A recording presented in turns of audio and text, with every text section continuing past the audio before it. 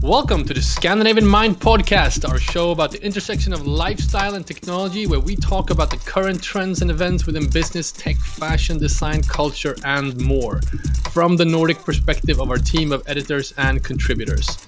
Today on the program, Paris Fashion Week just ended. We talk about some of the highlights and takeaways. Kanye West goes into technology with his new STEM player. Are virtual influencers the new? We'll look at Gucci's collab with Superplastic. And we are joined by our special guest, Andrew Tuck, later in the show, editor-in-chief of Monocle magazine, who comes on to talk about his new book of the Nordics. I'm Konrad Olsson, editor-in-chief and founder of Scandinavian Mind, and I'm joined with my dear colleagues Roland, Philippe, Kretzschmar, editor-at-large, and Erik, Sedin, junior editor. Good morning, guys. Good morning. Bonjour. I feel like we don't talk enough and hear enough about Kanye West, right? Anybody here have heard, seen anything from him lately? Not too much. He hasn't broken internet yet. Well, I feel like he's broken internet at least like 12 times the past 2 weeks. Yeah, we had a big discussion in our editorial meeting the past week about we were going to cover Paris Fashion Week. We made a little list that's up on the website, and we had a huge discussion on should we include Kanye West and his romance with Julia Fox or not. It feels like if you're covering it from sort of an armchair perspective, watching it on Instagram, that's all you see. They've been everywhere since they launched their little, I don't know, it feels like a very orchestrated, directed romance that has sort of, broken the internet. I actually think that's kind of fun to watch, though. But I don't know about you guys if you're into that type of gossip, but it feels like it's so intertwined with culture these days that you can't really ignore it. Anyways, we did do a story on Paris Fashion Week on ScandinavianMind.com. Our new intern, actually, a very talented writer called Martina Tedebring, who is with us for a few weeks. She did cover some of the highlights. Erik, maybe you can walk us through some of the things we covered. Yeah, of course, we covered the Kenzo show, like you mentioned, which everyone did, and I think Martina wrote like I kind of have to write about this. I can't leave it out. But what I thought was interesting that she pointed out was parallel with Paris Fashion Week. They had the festival NFT Paris, which was like a NFT festival. Was that part of Paris Fashion Week, or is it just sort of in conjunction with it? It's just happened. I don't think they had any connections to the other. No at affiliation. All. Exactly. I just think they kind of took that weekend or that week to a lot of people are in town, and I saw a lot of people, influencers or artists and people that I follow, went to NFT Paris. And what Martina brought up was how they had we heard about all these after parties at fashion weeks and stuff. Who was it in Berlin who did the scandalous one? Was it Bottega or whatever it was? Yeah. They had a party in the midst of the height of the pandemic. The big after party. So yeah, but the NFT Paris after parties, they were taking place in the Metaverse, in like speakeasies, like digital speakeasies. Of course it was. So you had to be, of course, it was very exclusive. You had to get a special QR code or whatever to get in. And that just kind of got me wondering, like, you don't have to worry about getting too close during a pandemic too, but is that maybe like the future of after parties? For these weeks, everyone just... I certainly hope not. That sounds super, super boring. Maybe if you're visiting from afar, that could be an alternative. But I don't know. When I think about fashion weeks, and I'm not going to Copenhagen. There is a few things happening here in Stockholm in a couple of weeks. But I'm really longing for those sort of real after parties, real interactions. Maybe I'm old school here. But did you see how was it? Did you see any reports? Any takeaways from that digital after party? Oh, unfortunately not. They were way too exclusive for someone like me. But hey, that's why we do this podcast, to get our name out there. Exactly. Next year. No, I think it's just worth mentioning. I mean, obviously, any fashion week or trade show is struggling right now with, should they do it? Should they not do it? Pitiomo went ahead and did theirs. In Stockholm, they postponed the Stockholm Furniture Fair. So there are different approaches across Europe. But I think what's Paris is such a sort of an important event for the industry. So it's kind of nice to see that things were actually happening. And just to bring up some of the Scandinavian takeaways, Danish outerwear brand Reigns did quite surprising, actually. There's this kind of utility brand. They did a really kind of lavish show where was it the Prince Nikolai of Denmark ended the show with this enormous pink, was it a pink enormous raincoat? Kind of like a parka or whatever. And he was the 30th and closing look, and he just stepped out looking all fabulous. No. Cool. Obviously, it feels very Scandinavian that like a utility brand specialized in raincoats can make it all the way to Paris Fashion Week. I think they had some help with a very talented agency in Copenhagen called Moon, which are friends of ours doing really great work. Also worth mentioning, Acne Studios did a collab with like a Laplandish boot brand or something. I didn't know about this brand, Swedish brand Kero. Did you see that, Erik? Yeah, I think not too many people know about them. I know that their creative director, Acne Studios creative director Johnny Johansson, he grew up in Lapland, northern Sweden. So I think he kind of, I don't know if he did it for laughs or if he did it because he genuinely likes that small little family-owned brand up north in Sweden. But pretty cool to see. And of course, like you said, outdoor and function wear is really on top right now. Yeah. This is kind of pointy. Maybe it stems from the Sami culture. I have to look this up more. I think this looks really cool, and I hope I'm sure they underscore Johnny's sort of upbringing in the north because they don't want to be accused of cultural appropriation or something. But it kind of looked really cool with the designs they are doing right now. And then of course, the Nigos premiere show for Kenzo. I think it was just a sight to see. It's one of those things where fashion is just an experience, right? Fireworks of expressions and colors and patterns. Yeah, I saw it and I was wondering, is he going to stay at Kenzo for one season and then move to Louis Vuitton? Let's see. Yeah, let's see. That's a prediction of sorts. But speaking of Kanye, he also he's obviously everywhere right now. There was just as a side note and a plug for one of our friends, Christopher Morenzi, who used to be the editorial director of Highsnobiety. He just went freelance. He has a great Substack newsletter which you can subscribe to. He had a great take on the whole Kanye craze right now and how that ties into how brands are launching their products and collaborations right now. I can't really give it justice here in this podcast. It was a great analysis and it really made sense of this hysteria that's happening right now, going all the way back to his Kanye's collaboration with Gap, which is obviously his most commercial collab of right now, but I guess one of the takeaways was that when you are doing a PR launch, make sure you have like 6 or 7 big stories that you push out in the same time period, because when people are hungry for something, when people are hungry for Kanye, they want a lot of stories, and then you can just go dark for a few months and go working on whatever you're working on, and then pop up again with 6 or 7 sort of break the internet appearances. But I guess so. One of the perhaps least talked about ones is that he launched a new kind of device, right? Roland, you have already ordered it. Why have you done that? What is this thing? Well, let's first start by disclaimer. We're late on this. It actually started to ship in August last year. So, it's back to the future kind of perspective. Anyways, it has actually shipped in like almost 2 million how do you say copies or the 2 million devices has been shipped, right? So it's been a success so far. Okay, backstory. apparently, Kanye was riding in his Lamborghini. He saw Alex Katz, who is kind of this tech guy on the streets ordering a falafel, and he basically say, "Hey, Alex, jump into my car. I have an idea." So that's how it all started.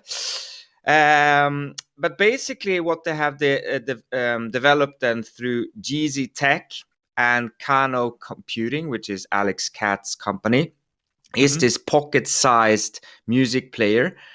I mean, it works very intuitively in the sense that you only have these touch-sensitive controls on this device that, you know, looks like a hybrid of a kind of soap bar and sex toy.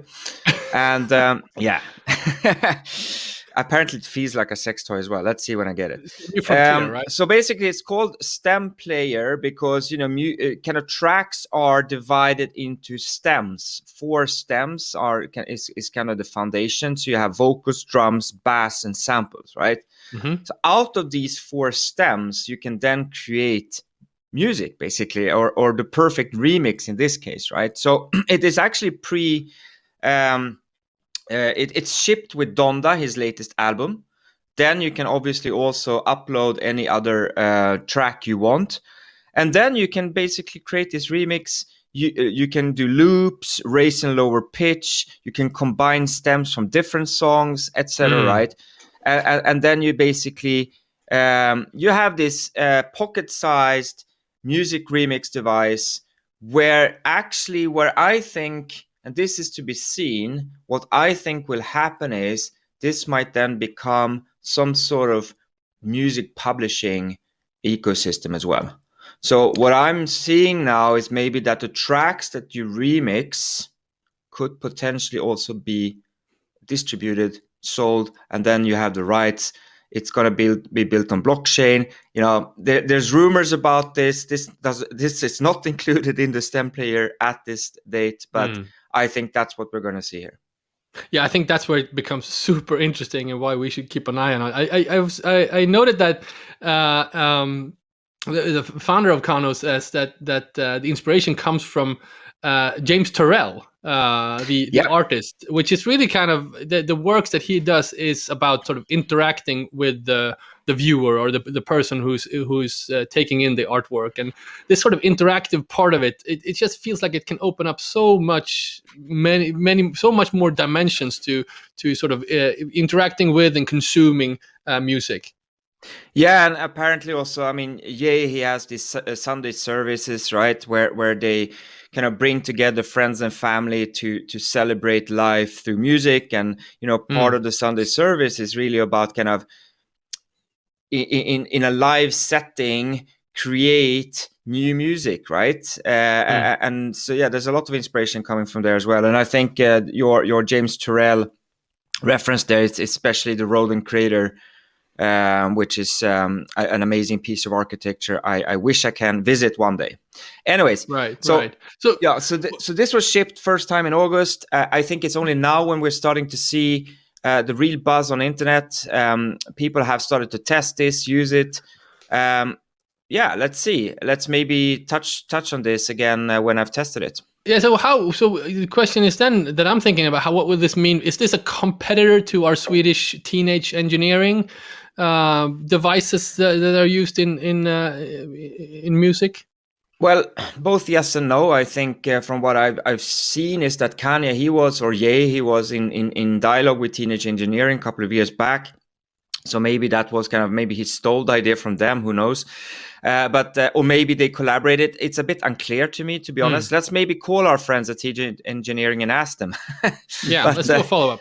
Yeah. First, we'll hear First, we'll hear the Kanye X Roland Philippe Kretzschmar remix from when you get your device. So exactly. Happy to publish.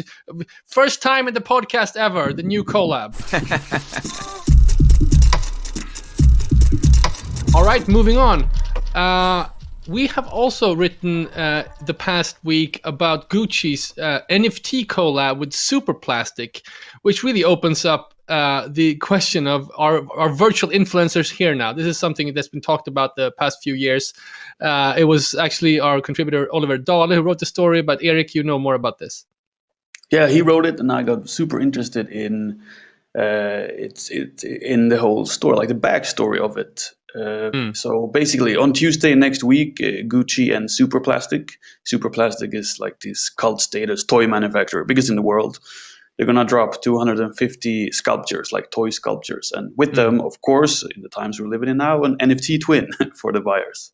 So this is nothing special or whatever. It's Gucci has been in this space for over a year now with Pokemon Go and stuff like that. They've been having this digital presence for a while. And firstly, just speaking of these toys, like these like toy figurines or whatever, I think it's crazy how it's still going so strong. You know, we saw how KAWS and Medicon were mega hyped in like the 2010s. I don't know if you guys owned or know someone who owns these, but I saw them everywhere. Yeah, no, I have no direct experience, but I've seen them everywhere as well. And there's something interesting with this sort of collectibles, kind of childish kind of collectibles that have and I think it's no surprise that they are well equipped to make a dent in sort of the NFT space, because the collectible aspect is there. But I mean, the Gucci, when they entered, I don't know, I hate to say entered the metaverse, but the stuff that they've done in digitally has kind of been stumbling a bit. I think they did like a sneaker that cost €12 or something. This feels like a more proper NFT drop. Am I right? Exactly. And for me, at least, I think turning to Superplastic and their animated synthetic celebrities, like they call them, like these virtual influencers, is the way to go. Superplastic, we know about Gorillaz, the band Gorillaz. They've been having like virtual influencers or virtual celebrities since the 90s. Like these band members, they don't really exist. They're cartoons. And to me, this is the way to go. Like, this is the way, mixing physical with digital, or phygital, like some people call it. I think this is what makes it graspable. So if you're buying one of these Gucci figurines, you buy it with your real money, not money that we all know and we use it. And you get a box home, you get to open the box, you get to hold this figurine, you can put it in your living room, you can have guests over and you can point it out and talk about it. And then also in this box, there might be like a QR code for like the NFT twin. But for like the old schooler, it doesn't really like that QR code. It's kind of like, oh, just put it next to it, like, and we can talk about it over dinner, how this crazy NFT thing is going crazy. I think this is the way to go. But how active are these sort of virtual personalities in the launch of this thing? Are they talking, doing things? Yeah, that's the thing. They don't talk, but they're two people or two characters that Superplastic own, and it's Janky and Guggimon. And they're kind of like goofy and up to no good characters without a specific gender or like a species. And they don't really talk, and they just do crazy stuff, like they do backflips and do funny dances on TikTok and stuff. So when Gucci turns to Superplastic to launch this new stuff, they turn to Janky and Guggimon because they are the ones to talk about it on TikTok, on Instagram, and I just think these two guys, Janky and Guggimon, they're really funny. All the captions on TikTok and Instagram are kind of misspelled all over the place, emojis all over the place. They're wearing hyped up brands like Comme des Garçons, Palace, Balenciaga, and so on. But they're kind of like misspelled, so it doesn't say Balenciaga. It would say like Balenciaga or Comme des Garcins.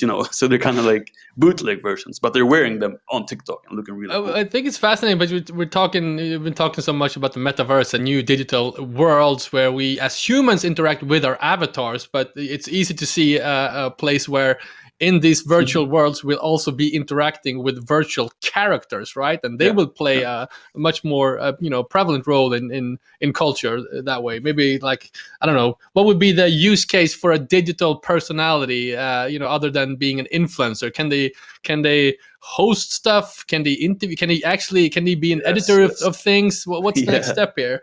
No, you're going to be replaced, Konrad. I feel it coming. I have no doubt. No, but like for me, I'm 100% certain that like Jank or Guggimon, they will crash the Golden Globes and just like jank the mic of Ricky Gervais and start roasting him. People will tune in because they are going there. I'm sure of it. Yeah, well, given how hard it has been for the Oscars to find a host that actually want to do the job, maybe this is the way to go for those types of old school happenings. All right, we are now joined by our good friend Andrew Tuck from London, editor-in-chief of Monocle magazine, who just are in the midst of launching their new book, the Book of the Nordics. Andrew, thanks for coming on the show. Thank you so much for having me. Great to see everybody. Yeah, so, anyone who's followed Monocle for the past 15 years know that you are friends of the Nordics. You are writing a lot about the Scandinavian region. I know there are even family ties to this region. So I guess my first question is, what took you so long? Why, after 15 years, did you do this book on the Nordics? Well, and you'll be able to answer this question better than me. In a way, it's interesting as an outsider to look at the Nordics. You see all the things that bring people together, that where the similarities are, where the crossovers are. But of course, when you come to the Nordics, people will also be very quick to point out, why a Finn is not the same as a Dane, and why somebody from Iceland doesn't exactly think they're the same as a Swede. So to do a book about the Nordics, there was two challenges. There was one, to park that for a moment and say, okay, some people are going to disagree and some people are going to want to point out all of the differences, but there is something shared going on here. Let's focus on those two. And then the other complicated thing is, again, which you'll know far better than me, is just this this divided vision as an outsider of the Nordics as well. It's a place of dark and light. So it's about short daylight hours in the winter, these epic days in the summer. So it's about snow, and it's about also stripping off and diving into the Baltic. So when we began to look at the photographs and the stories we want to report, it was also weird trying to get this balance right between this place, which is the high north, it's tundra, it's Lapland, and also this rather sensual side to the Nordics as well, which is stripping off. It's saunas, it's water, it's making the most of every bit of sun that hits.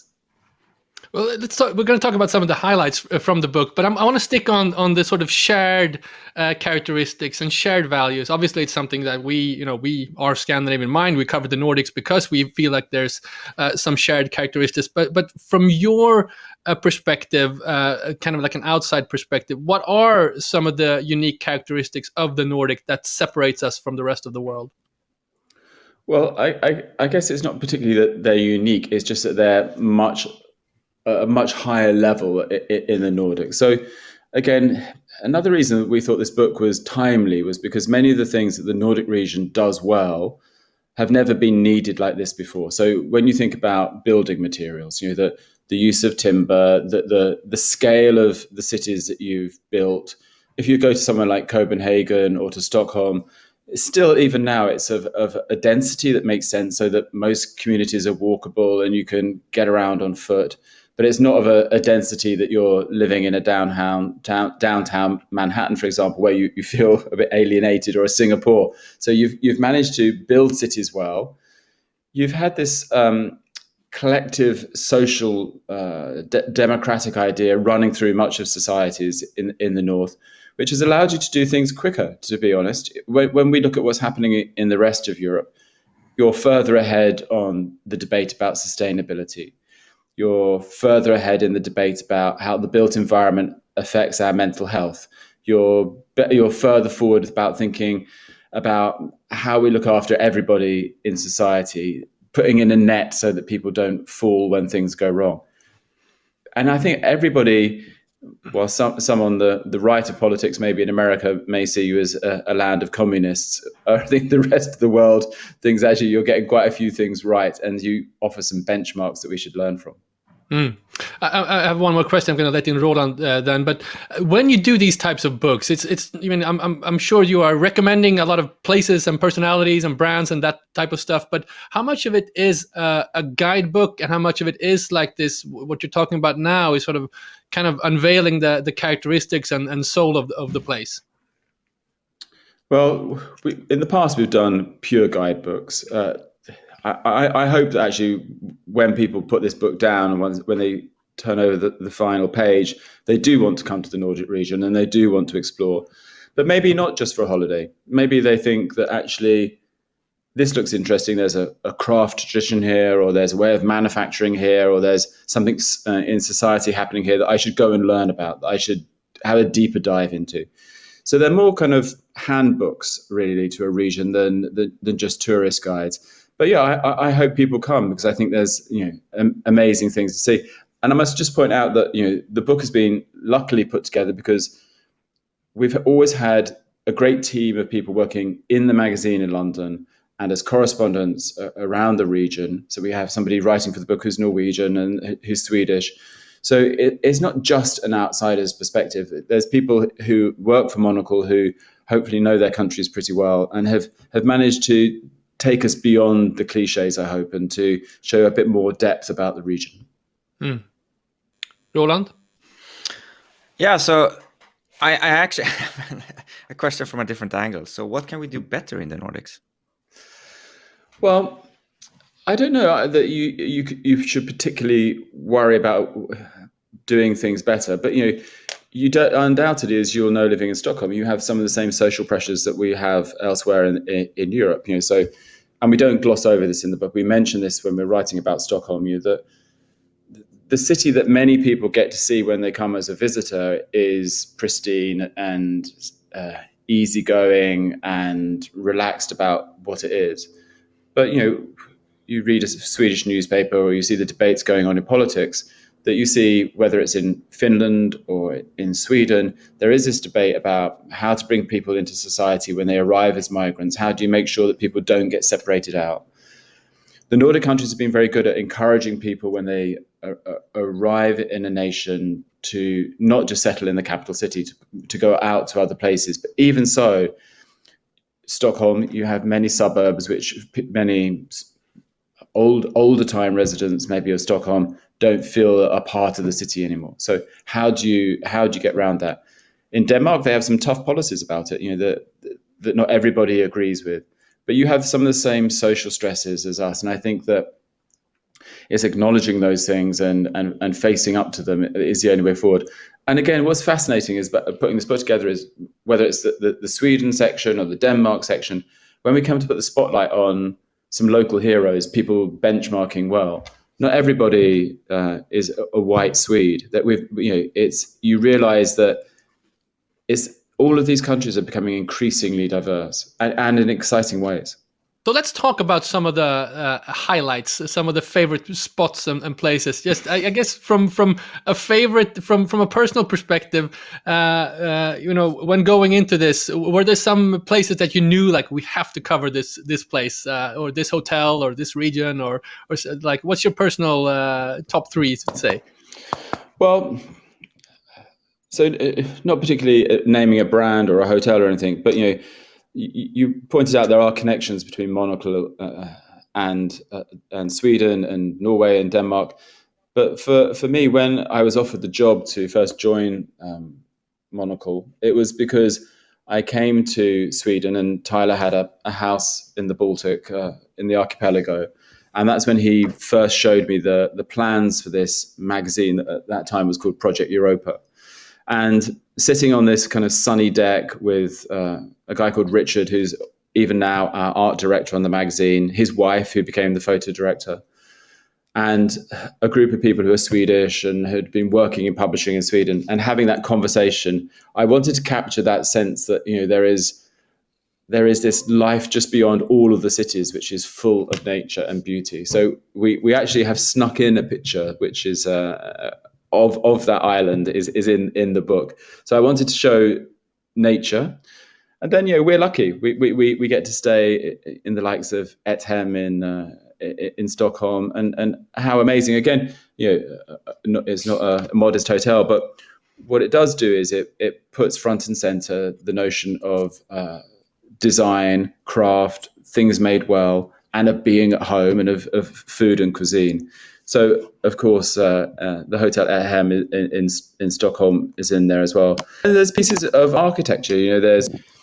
I was just in Copenhagen a few weeks ago, and I had oddly never been out to the massive cathedral, to Grundtvigs, the cathedral on the edge of Copenhagen. And trying to be a bit Danish, I got on my bicycle. You're there in 25 minutes as you leave the city centre. it was a Wednesday morning, and I pushed open the door, and there was one other person in that incredible church. I'm not incredibly religious, but I kind of stood there, and it's overwhelming. It's one of the most beautiful, awe-inspiring pieces of architecture I've ever seen. And I think that's the other thing that we want to show in this book is that we know many of the mid-century greats and the architects and designers who came out of Stockholm and of Denmark particularly. But when you go, you just realize the wealth of design and things that still inspires today. Wonderful. Erik, do you have a question? Yeah, I was going to ask you, actually, did you know we're writing a lot of guides too on our platform? Well, I'm sure that you have a very different and wise take on the region as well. But these places that have mattered a lot to us over the years, and so we did it. It's the third in a series which will continue. We did the Book of Japan first, where we've had an office since day one. Then we did Italy, important to us. Our culture editor did the book, Chiara Rimella, who's originally from Turin. So they're places that somehow shape the magazine and what we believe in and how we do things. Originally, all the paper came from Finland for the first magazines, and we still work with Finnish mills. The investment for Monocle in the early days, much of it came from investors in Sweden. So and then the very first launch party, it didn't happen in London. It happened in Stockholm, and it's always been part of everything we do. So cheekily, we may be on your territory a little bit, but I think we've earned a few land rights over the days. And I think in many ways, I think perhaps you might be covering other parts of Scandinavia that we don't, and that's fine, of course. But for example, we've been to some crazy places like over the years now, because I think we kind of realized how if we just went to our network, and the networks are in Oslo, they're in Stockholm, they're in Copenhagen. We realized every week we write a guide. We let some of these people write a guide on our website.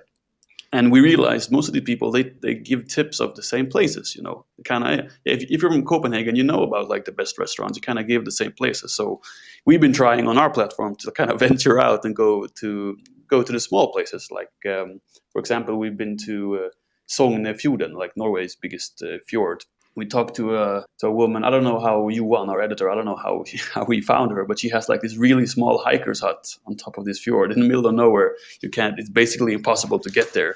And we asked her to write a guide about like the fjord. Like, what are some like local places you'd like to go?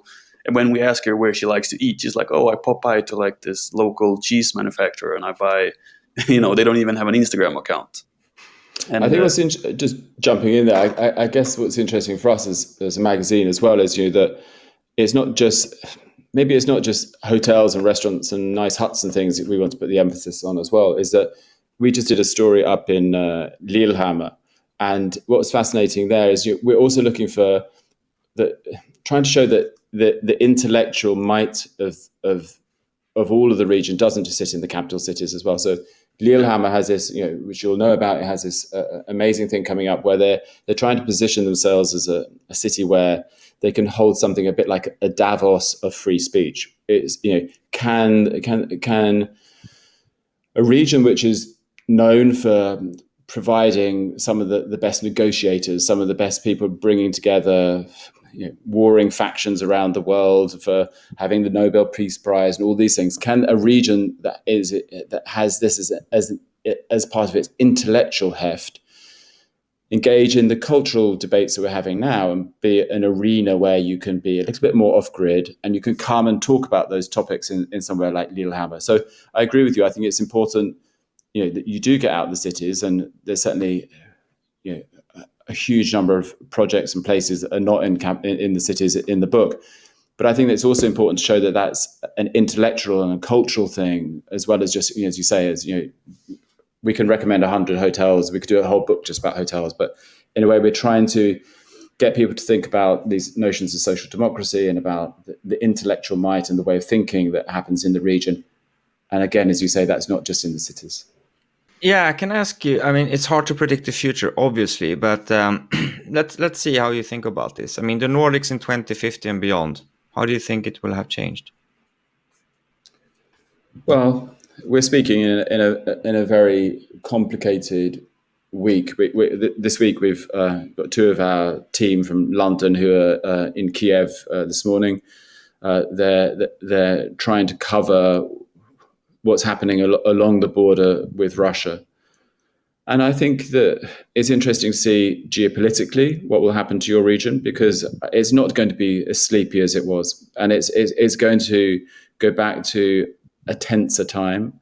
You have, when we did this book, we wondered whether, it should be really, really new Nordics and to wrap in the Baltic nations as well. It made it too complicated on this first outing. But when you see how closely tied, for example, Estonia and Finland are, and if what's rattling on in Ukraine starts pressing up against the borders of Latvia, Lithuania, Estonia, I think the bear on your border is going to be something which begins to shape big questions about what defense spending is, how you work geopolitically, whether your old neutrality can work. Once you start spending more money on defense and security, is there the money for all the other things that at the moment you have for social programs? So I think it could be more challenging, I think, for the Nordic nations geopolitically going forward. But I think you have some advantages definitely on this world of being more sustainable, thinking greener, thinking better, faster than everybody else. But again, as we're learning to our cost, is it doesn't matter whether a Denmark is the first country to kind of get on top of its CO2 emissions. You need everybody else along on the journey as well. So I think again, maybe one of the tests for the Nordic nations, which around the world do have diplomatic sway, but is to use that more importantly going forwards, because I think it doesn't matter if you create nirvana up in the Nordics unless other people can come to the party as well. All right, we have to wrap up, Andrew. Just a quick question. Where can people get this book, and when are you coming to the Nordics next time? Are you on your way here? Yes, we're going to be there in the next couple of weeks, darting around trying to show off the book and make some noise about it. You can get it easily. You can go onto monocle.com, where we have an online shop, but you should be able to find it in any good bookstore, and even a few of those big bear moths online may be able to sell you a book or two as well. So. Wonderful. Andrew Tuck, Editor-in-Chief of Monocle Magazine. Looking forward to welcome you to Stockholm in the next few weeks. Thank you so much for coming on the show. Thank you, guys. Thank you. Yeah. All right, that was the show. Thank you, Andrew, for coming on. Guys, what are you looking forward to in the week to come? Well, I'm going to do some promotion on my wife, actually. She's launching her first NFT. Woohoo! Wonderful. So, long story short, she did a creative collaboration with a creative duo called Lost. Mm-hmm. They photographed Tina Tjäder, a Swedish fashion designer. One of the art pieces that came out of that work is now launched as an NFT. It's been minted. It's going to be released for sale Jan 31st at 0001 CET. And actually, the buyer of the NFT will get a 15% discount on all Kretzschmar jewelry for the next 20 years. Wonderful. Right. Oh, you're completely welcome to plug that. It's super exciting. And thanks for... Are we exclusive on this? Are we first? Is Scandinavian Mind breaking this news? Breaking internet. Wonderful. Erik, what's happening next week? What are you excited about? I'm really starting to get going with our issue 3 work, and I'm starting to get a hold of a lot of cool virtual fashion designers. I'm really starting to get a hold of them, and I'm really, really, really excited to really deep dive with that, calling them and sitting for hours and just talking about how you design a t-shirt for gaming and stuff like that. Yeah, I'm excited about that issue. And of course, we have Copenhagen Fashion Week coming up. They just lifted restrictions in Denmark. I've been playing around with the idea of going myself, but fortunately, due to work-related commitments, we can't go. But we'll definitely cover it, and I'm sure there are things to talk about next week on the podcast. So this has been the Scandinavian Mind podcast. Don't forget to sign up to our newsletter to not miss out on any news or drops. Visit scandinavianmind.com/newsletter. Until next week. Bye, guys. See ya.